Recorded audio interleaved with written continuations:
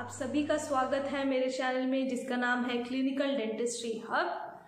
जिन्होंने अभी तक क्लिनिकल डेंटिस्ट्री हब को सब्सक्राइब नहीं किया है वो प्लीज़ अभी वीडियो देखने से पहले सब्सक्राइब कर दीजिए ताकि और भी ऐसे ही इंटरेस्टिंग वीडियो आपको टाइम से टाइम मिलती रहे, क्योंकि जब आप लोग सब्सक्राइब करते हैं तो हमें मोटिवेशन मिलता है और ऐसी ही अच्छी वीडियोस आपके लिए लेकर आने के लिए।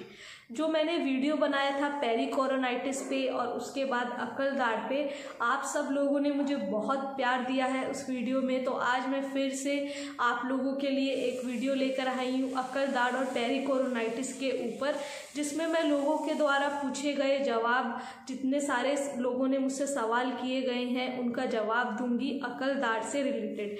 तो वीडियो के अंत तक बने रहिएगा ताकि कोई भी ज़रूरी इन्फॉर्मेशन आपसे मिस ना हो। मेरा नाम है डॉक्टर शबिस्ता जबी और आप देख रहे हैं क्लिनिकल डेंटिस्ट्री हब।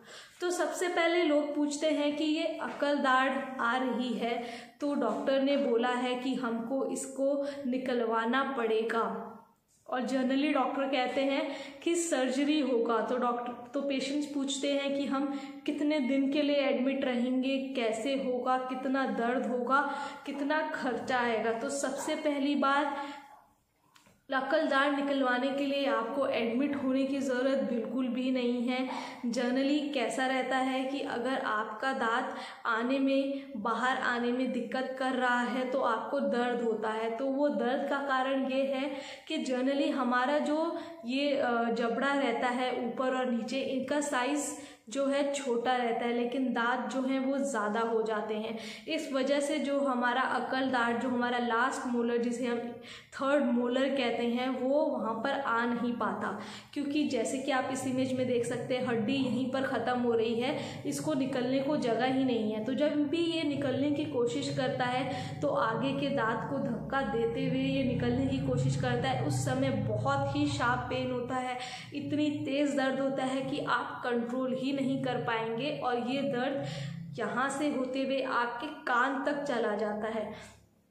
तो उस कंडीशन में पेशेंट बड़े परेशान होकर आते हैं कि क्या करें, और जब उन्हें निकालने का ऑप्शन दिया जाता है तो वो मना करते हैं। तो ये बात जान लीजिए कि ये जो पीछे का दांत है थर्ड मोलर, ना ही ये दिखाने के काम आता है और ना ही ये खाने के काम आता है। तो अगर बेहतर है इसे निकलवा के दर्द से छुटकारा समय पे पा लिया जाए तो बेहतर है, क्योंकि आप दवाई लेंगे तो कुछ समय के लिए ये दर्द जाएगा, वापस से आप कुछ 1-2 हफ्ते में ये वापस से आ सकता है।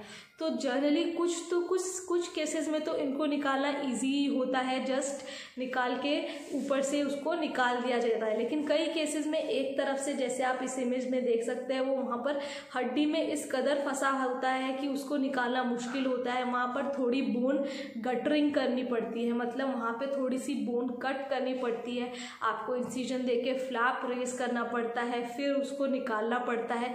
कभी कभी दांत को सेक्शन करके 2 भाग में काट कर भी निकालना पड़ जाता है और उसके बाद वहाँ पर टाका लगा दिया जाता है।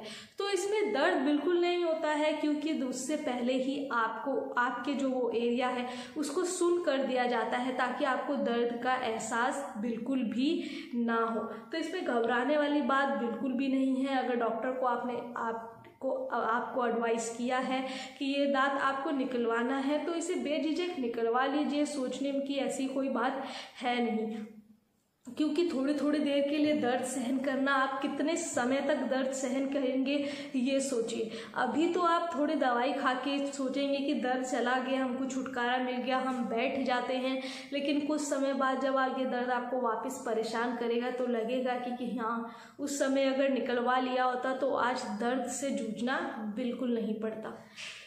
तो सेकंड है कि ये सर्जरी ऑप्शन कितना बड़ा होता है।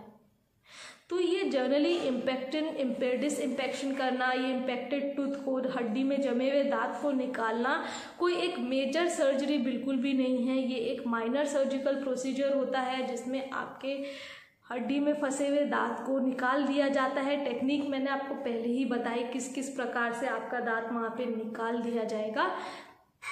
तो घबराइए मत, आप आराम से निकलवा सकते हैं।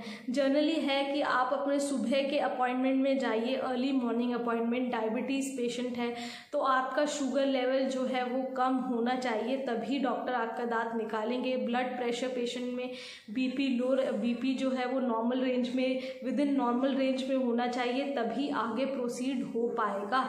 ऐसा ही नहीं है कि अगर आपका शुगर 200 अप है तो जनरली डॉक्टर निकालेंगे ही नहीं, क्योंकि दांत तो निकल जाएगा, उसके बाद जो वहाँ पे ब्लीडिंग है वो कंट्रोल नहीं हो पाएगी, जो घाव वहाँ पे बनेगा वो भर नहीं पाएगा। तो इसलिए ये सब चीज़ कंडीशंस आपको हमेशा दिमाग में रख कर चलनी है, तभी आप अपने डेंटिस्ट के पास जाएं। तो वो यही आपको बोलेंगे कि पहले आप अपना शुगर लेवल रिसेंट रिपोर्ट दिखाइए, तो आपको तुरंत चेक भी करवाना पड़ सकता है। तो इसमें कोई घबराने वाली बात नहीं है। जब आपको इलाज कराना है तो ये छोटे मोटे तो आपको प्रोसीजर्स करने ही पड़ेंगे। उसके बाद लोग बोलते हैं कि ये अभी आप डॉक्टर ने बोला कि दांत तो हमें निकलवाना पड़ेगा, लेकिन मैंने 1-1.5 हफ्ते तक 2-3 दिन दवाई ली, तो 1-1.5 हफ्ते तो मुझे दर्द हुआ ही नहीं। क्या डॉक्टर साहब बोल रहे थे निकलवाना पड़ेगा, मेरा दर्द तो ऐसे ही हल्के गर्म पानी नमक कुल्ला करने से चला गया। तो ये सबसे बड़ी गलतफहमी है आप लोगों की कि हल्के गर्म पानी नमक कुल्ला करने से मेरा दर्द चला गया, तो दैट मीन्स डॉक्टर साहब गलत बोल रहे थे कि ये निकालना पड़ेगा। डॉक्टर साहब क्या करना चाह रहे थे कि पैसा कमाना चाह रहे थे। तो जनरली ये सोच बिल्कुल गलत है, क्योंकि ये दर्द होता ही इस तरह से है कि ये कभी भी लंबे समय तक लगातार नहीं होता। जब भी टूथ अपना इरप्टिव प्रोसेस शो करेगा, बाहर आने की कोशिश करेगा, वो ही टाइम आपको ज़्यादा से ज़्यादा दर्द होगा। अब ज़रूरी नहीं है कि ये आपको महीनों तक लगातार होता रहे। कभी कभार 3-4 दिन होता है, बंद हो जाता है, फिर जाके 2.5-3 महीने बाद वापस से होता है।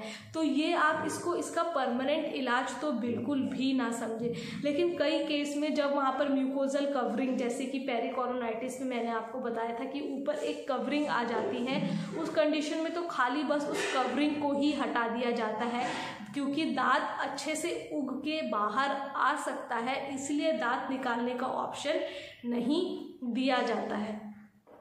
तो ये सब हमने बात करी कि पेरिकोरोनाइटिस और इसमें हम अकल दाढ़ में क्या इलाज करेंगे। जनरली लोग कहते हैं कि अकल दाढ़ का संबंध क्या अकल से है, तो ऐसा बिल्कुल भी नहीं है। जनरली जो इसका एज होता है दांत आने का वो 18 to 25 की रेंज में होता है, लेकिन बहुत से केसेस ऐसे होते हैं कि कई में ये जल्दी भी आ जाता है और कई केसेस में लेट भी आता है। तो दैट डजंट मीन कि ये 25 साल के बाद नहीं आ सकता। तो जनरली जो इसका एज लेवल होता है वो 18 to 25 होता है, that is close to the minor age. जब 18 के होते हैं तो आपको माइनर का टाइटल मिल जाता है।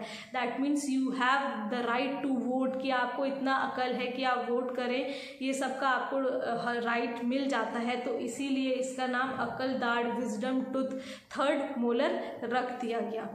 तो ये वीडियो यहीं तक रखते हैं। अगर आपको पसंद आया हो तो इसे लाइक शेयर कर दीजिएगा। कोई भी आपके मन में ऐसे क्वेश्चन हो तो आप कमेंट सेक्शन में डाल सकते हैं।